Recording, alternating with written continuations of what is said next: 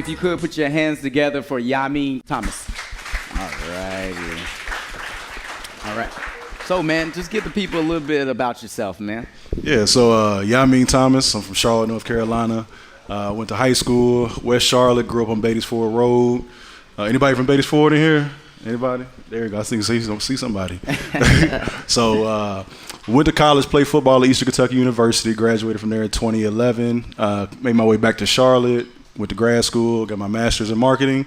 Started a few businesses along the way. I have a logistics business, I have a real estate investment business, and starting to transition to the tech industry as well. So serial entrepreneur, to say the least. Right. So let's just start off the conversation. So what was your longest relationship? No, right? My longest relationship. Your longest in a very committed way. Yeah. Oh, that's perfect. Yeah. In a committed way. No, that works. So we all have those lingering. You gotta have those. So I think those lingering relationships that end up being. Dang, absolutely. It's been 6 years. I think everyone has the college relationships, obviously, and that is what it is. So I would say my longest relationship would be the one I had in my at post college graduation. That was about 3 years. So 3 years. Yeah, from 2014 to 2017. Okay. Yep. So 3 years. So as a ambitious male, as a male who, has played ball in college, lived that lifestyle, the Greek life, all of that kind of stuff, you know that you are an ambitious person, right? And people around you know that too as well. So are you looking for ambition in your partner too as well? Absolutely. And the ambition part, man, it's so broad spectrum, right, when you use that word ambition, because you can be ambitious in philanthropy, you can be ambitious in business, you can be ambitious in creating a relationship with someone, right? So I think for me personally, what I look for as far as the ambition is someone who's ambition in a different category than what I am. So the synergy, right? So if I'm constantly on go mode with doing business, and the other person who I'm with is doing business, when do we have an opportunity to create that time for each other? So I think that for me, the balance comes in someone whose ambition is about being a better person, because in that part, it challenges me to be a better person and address areas, maybe insecurities or places I fall short in life as well. Is there a level that turns you off? It really just depends on your craft, honestly. If you're overly ambitious and you get blinded by what else is going on around you, that's a huge turnoff, right? If you're making it all about you, same for me, right? If I make it all about me and I'm not making time for my partner, that's an immediate turnoff, right? If you don't know how to create balance in your life, then you're going to suffer. And I think that's anything you do. If you don't have balance in creating businesses, creating relationships, serving your community, spending time with your family, and you're just investing so much energy into one direction, then those other areas are going to suffer. So it's finding that fine balance, and it's often said and it's hard to achieve, but you got to be with somebody who's going to call you out on it. Someone's going to hold you accountable. Someone's going to challenge you in the right ways that you need to be challenged. You might not want to be challenged like that, but they challenge you in the ways you need to be challenged. So aligning that ambition is very important. How do you prioritize that? Man, so I think I'm going to kind of piggyback off what you said from the aspect of business and work lifestyle. So it's kind of like you're starting a business, right? You invest energy, you invest time, you invest resources into it, and the same you do in a relationship. You invest resources, you're taking vacations, you're buying things, you're doing all these things, and you can't lose sight of what the end goal is, right? You got to be intentional about where you're wanting to go, how to get there, and what it looks like when you arrive there. So, being intentional, being proactive in what you're doing, and really, man, you got to be willing to make those mistakes along the way and be okay with them and learn from them, because the only way you ever learn is by making mistakes, right? You can't. People are like, oh, don't listen to that person because they failed. Well, shit, that's the person I want to talk to, because they can tell me potentially what potholes to avoid, right? Versus the person who's felt success on the first go round. They don't know what it feels like to be, tried. They don't have that bounce back ability yet because they got lucky the first time. So navigating those waters can get tricky. In your single self, what did you think about when it came time to prioritize in dating? Like, not necessarily each other, but just in general.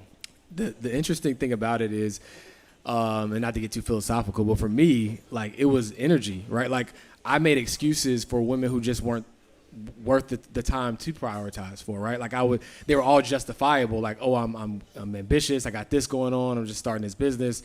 And although those were legitimate reasons, I was still able to find that time when we first started dating, right? So for me, it was just trusting the energy that if I'm finding time for this person, that means I want to find that time. Right. And the kicker with that is you have to be okay with the fact that that person might look good on paper, right? They might check all the boxes, but if the energy is off, the energy is off, and you got to trust the energy and move accordingly. So for me, it wasn't like anything that was super deep. It's just like, well, I made time for the person that seemed worthy of making time for. Cool.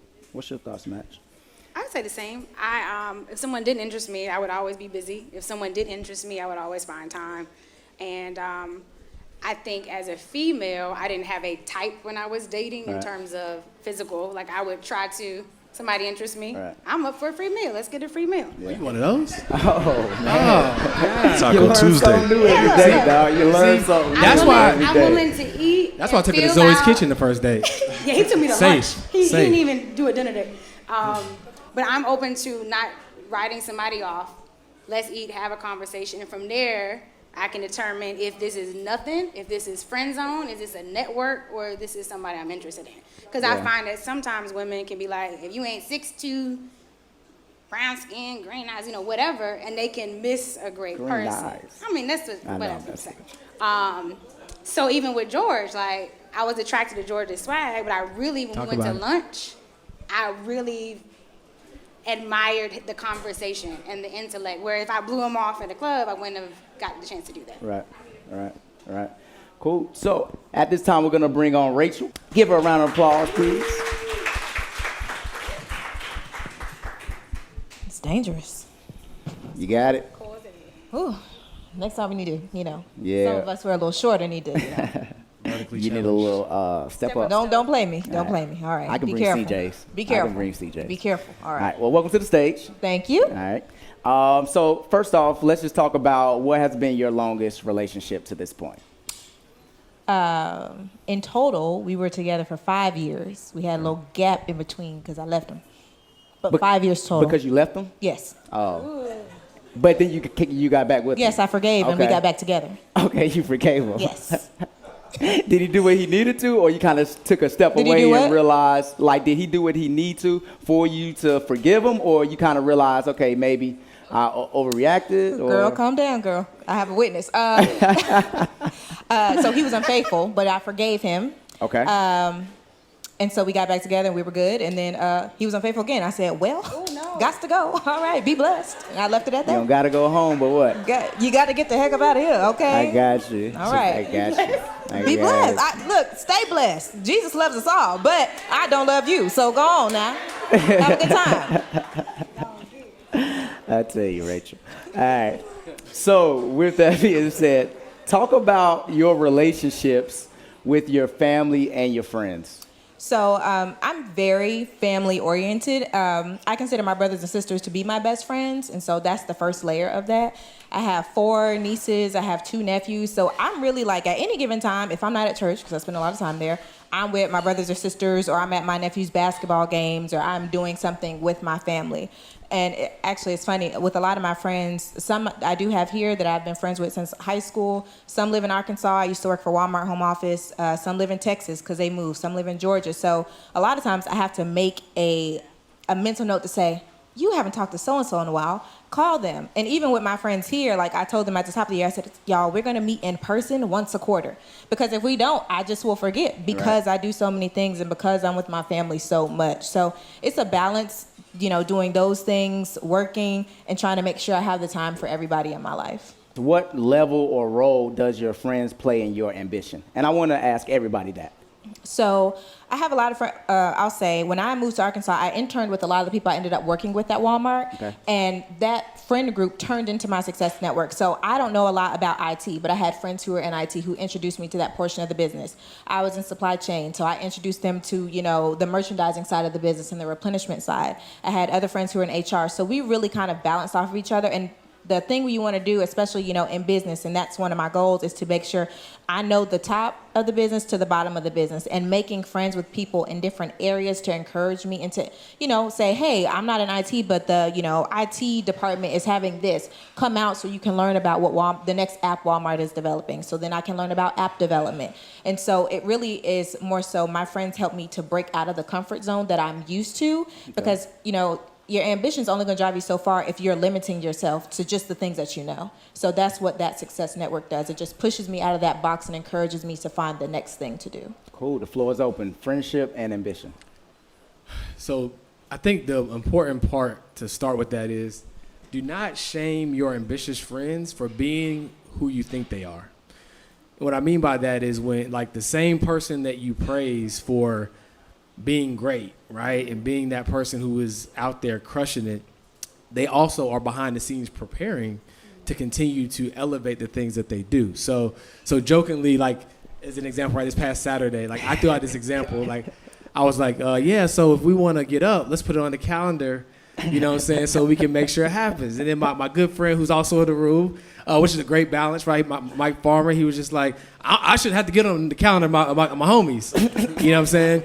But which is true, it's a great balance because, like, it also reminds you that of what's a priority, right? Because you are prioritizing business, which you should respect your friends for, but at the same token, remember that you need to fit them into those priorities at all times. So I just wanted to kind of like level set it with that comment. But as far as like, wait, what's the question again? Damn. Friendship and ambition. Yeah, friendship and ambition. So I think I already said it. Yeah, More of the story is did. they all fit, they You all did. intertwine, they all fit into one another. That's what we doing? That's how we do, y'all. That's how we do. We talk to them. But yeah, and just really remembering that, like, your friends, it should fit seamlessly into your excellence, right? Because if you're around the right people, it's not going to feel awkward. You're not going to look at them and be like, man, like, what are they doing? They never have time for me. I feel like you're around the right people because either they're going to elevate with you or they're going to fade to black. You don't even got to say nothing. Fade to black is You know what I'm real. saying? Who else? In my friendships, I have different, buckets or groups. Mm-hmm. So I have friends who are in relationships and who are married, so I can have that dialogue. I have friends who create content that understand the space I'm in, so I can bounce ideas off of and know that I'm not crazy. I have friends like you who do events who I can bounce ideas off and know I'm not crazy. And then I think just having friends you look up to that can call you out and be real with you is important. And then I have some friends who I give advice to and they look up to me. When we first started dating, I used to be jealous of y'all's friend circle because I felt like his peer group were bosses and doing their thing. And I felt like, man, I would love to have a peer group where I'm not the boss of the group.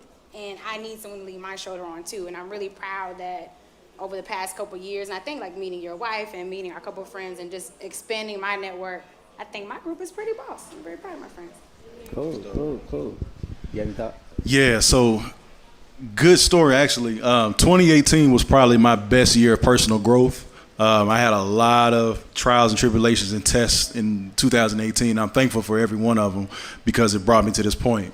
But as far as friends and ambition goes, I'm just going to approach it from the aspect of, just being on the hunt, a single man on the hunt. Me and all my boys, Friday nights at Cosmos, Wednesdays at Republic. Yeah, like, we was coming up in there, getting the tables, getting it popping, hollering, all that. That was the game. That was the game. Hey, it wasn't no salsa dance. No, it wasn't no salsa straight hip-hop. Straight hip-hop. It was popping. But that was our game, you know what I'm saying? Everybody was single, everybody's living their life, and we was just on the hunt, hunting everything moving. And you get to a point where everything. You get to a point where a lot of my guys started getting married, right? Everybody starts getting married, getting in committed, deep relationships. And I'm like, damn, everybody checking out the game, huh? So now it's awkward position, right? They're married. I'm more single or half-stepping in the relationship, 1 foot in, 1 foot out type situation. But as time went on, I noticed that the communication between me and my married homeboys started to kind of dwindle off, right? And it could have been, the wives like, don't bring Yameen around, right? Because my name was always associated with, the bullshit, you know what I'm saying? So it's like, keep Yameen out of the equation. So I had to personally step my game up, right? And I'm the youngest out of all my homies who I hang with, right? I'm old school. My father's 78, my mom's 66, so I come from a very old school background, right? So I'm the one who had initiated a conversation with my homeboys, like, hey, look, I know y'all married. I know your wives probably feel some type of way about when I come around because y'all throw me under the bus a lot. But, you know, if our friendship is strictly based on chasing women, then we need to reevaluate what we're doing here. Yep. And at that point, I began to, you know, fade to black, right? Started kind of eliminate, trimming the fat because you still on that, and I'm trying to elevate. So for me, I had to be the one to step up in that area of responsibility, being responsible and respectful to their relationships to where I'm not jeopardizing what they have going on at home, but we're able to still be ambitious in business. So I think for me personally, calling them out on it helped me as well. So yeah, it's Thank big. you, because that now leads us into the next question, Rachel, right? Friendship, what role does that play in your relationships that you have had, you know? As far as from a, you know, has that been a healthy like type situation or what? What's your thoughts? Or what are the thoughts that you would give just in general?